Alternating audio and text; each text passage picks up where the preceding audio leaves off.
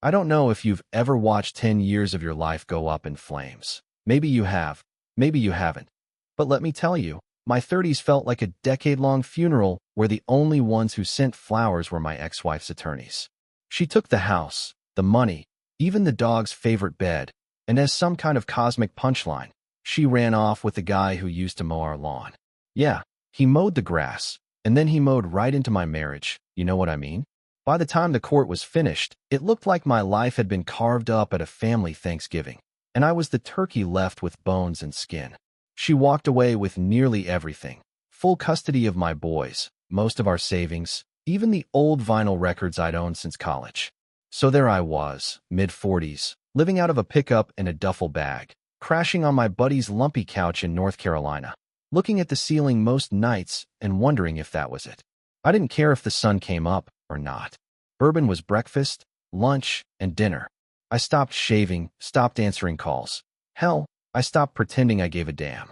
Some nights, when the rain tapped on the roof, I felt like the world was knocking, asking, "You still in there?" And I honestly didn't know. Then one morning, after I'd ignored a dozen calls, a letter arrived. Not a bill, not another legal threat. It was from a law office in Orange County.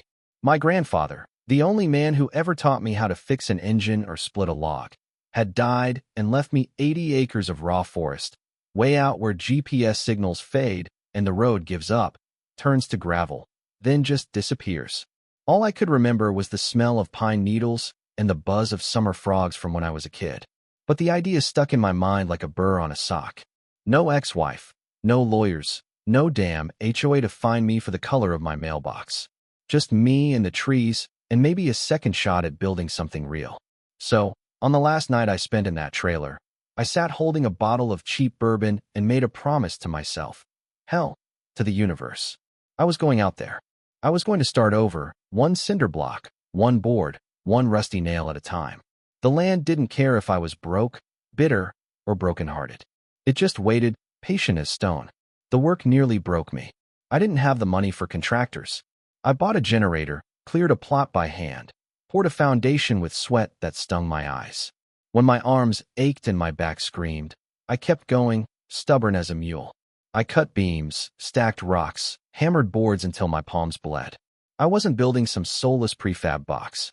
I built a real cabin, thick stone, rough cedar, a porch that faced the sunrise, walls heavy enough to hold back bad memories. At night, I'd sit on that porch with a cup of coffee, just breathing. I started to feel something I hadn't felt in years, solid. About halfway through the build, I found Cody. Or maybe he found me. Stray dog, ribs poking out, wild eyes like he'd been through his own storm. He didn't trust me. I tossed him jerky, and he kept his distance, but the next morning he was there again, lurking just outside the circle of firelight. Took a week before he let me scratch his ears. After that, we were a team, him chasing squirrels, me hauling logs. Evenings, we'd watch the stars poke through the black sky. I'd talk. He'd listen. Some days, I swear he understood every word. By the time winter rolled in, we'd made the place livable. No running water, just a generator coughing up enough juice for a few lights and a hot plate. The cold was brutal. Frost rimmed the windows, and every nail I drove seemed to vanish into the void. But for the first time in a long time, I wasn't living in anyone else's shadow. I was just alive. Every day, the woods felt more like home. And Cody, he stopped sleeping under the porch and started sleeping next to my bed. Family is who stays when the rest of the world walks out, you know? I scrimped and saved, set up solar panels, got a satellite dish for spotty internet. I called my lawyer, made sure the land was locked down, no liens, no loopholes. Nobody could just show up and take it away. I didn't explore much past the central hills where I built. The forest stretched out all directions, wild and untouched, but I figured I had years to see it all. Life got simple. Days were measured by the work I got done and the way the sun moved through the trees. But the world has a way of creeping back in.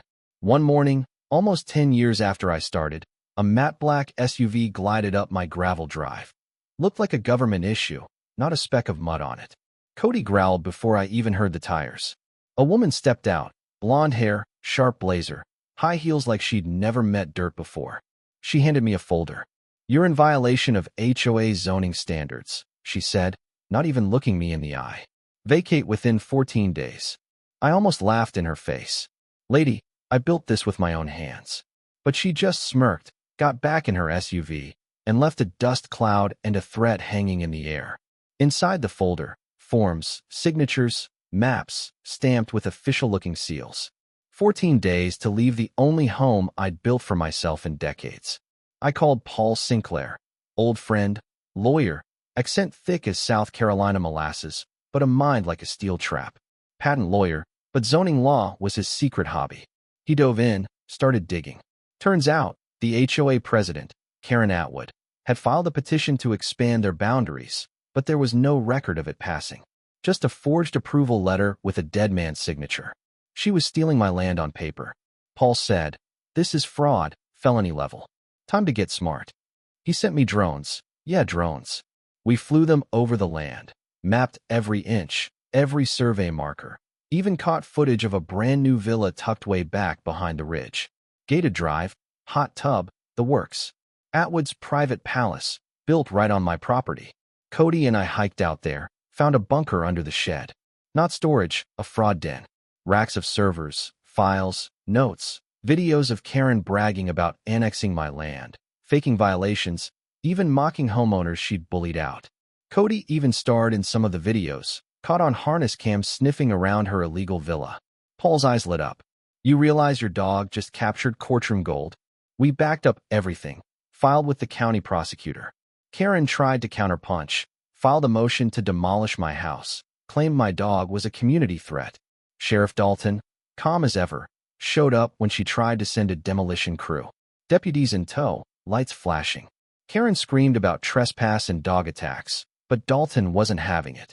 "Ma'am, we have evidence your paperwork's forged and your crew is here under false pretenses." Karen's face went white as copy paper. Dalton cuffed her on the spot. The contractors confessed. Karen paid them cash, handed them bogus orders, told them to make it quick. You'd think that'd be the end. But people like Karen don't quit. They double down. Lawsuits, motions, smear campaigns. Her lawyers tried every trick. But the files we found in her bunker were a wrecking ball. Spreadsheets with fake fines, lists of families she'd targeted, emails about pushing widows and single moms into foreclosure. She'd even tried to drug Cody with tainted dog treats. When the animal cruelty charge hit the news, the story went nuclear. Reporters came. Memes exploded. Cody in sunglasses, captions like, "Justice Dog." The HOA imploded, dissolved by emergency vote, residents finally fighting back. Karen's face went from smug to desperate on every news station. The court of public opinion delivered its own verdict. When the trial came, the judge looked tired, the lawyers looked nervous, and Paul looked like a man about to drop the final domino. They played the videos, showed the maps. Karen's own words, "If I play it right, I'll have the whole corner under HOA control by Christmas," echoed through the courtroom. Cody's harness cam played for the jury, the gallery chuckling as Karen's voice called him a nuisance. The spreadsheet with 34 ruined families silenced everyone. The jury didn't take long. Guilty on everything. Fraud, racketeering, forgery, animal cruelty. 15 years, no parole. When the judge slammed the gavel, I felt a weight slide off my shoulders. Karen glared at me as she was led away, but her kingdom was gone, her villa reduced to rubble, her board dissolved, her empire exposed as a fraud. Life didn't get perfect after that, but it got quieter. The land felt lighter, like it was breathing again. Neighbors who once had waved and stopped by with pies. Kids wanted to meet the famous dog. I built a park where Karen's villa used to be, Cody's field. Dogs ran, kids laughed. Neighbors gathered like a real community for the first time in years. On the first Cody day, people brought cakes, painted bones, took selfies with the dog who brought down a queen. And me? I finally felt peace. Not the kind you get from winning, but the kind that comes from knowing you fought for something real, and you won. Not just for yourself, but for everyone that paper kingdom tried to crush. I sit on my porch at sunset, Cody curled at my feet, the woods humming their old song, and I think, maybe justice is a dog with teeth and a tail, and maybe, just maybe, that's enough. So, what do you think? Where's the line between enforcing order and outright bullying? When does community turn into control? Drop your thoughts in the comments. share your stories. And if you've ever had to fight for what's right, hey, you're not alone. And if you ever need a witness, try a loyal dog. They see everything.